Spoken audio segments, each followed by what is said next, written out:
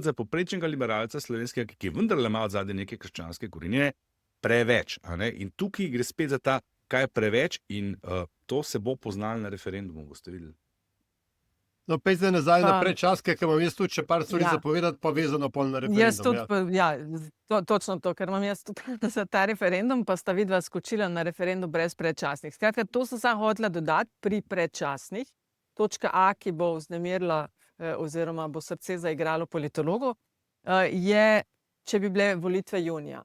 V nobeni teoriji ne bojo junija, zaradi tega, ker je vsaj 3 mesece. Če jutri reče Golob, Smo julija. halo, ne grem se več, so vsaj 3 meseci, pa ni na tem, da bi jutri rekel ne. Tako je. Tako da Točno to. volitev, če bojo zelo hitri procesi, ničesar pred jesenjo ne bo, pa zato zaenkrat niti mali Ne, izgledov ni. Tako. Ne? To je eno. Drugo, samo predčasne, govorice so eno, merijo se skozi javna mnenja, za katera vemo, da ko smo tik pred volitvami ali pa en mesec, ko vemo, kdaj bojo volitve, pa se pojavljajo druge stranke, se kle stvari vedno malo premešajo.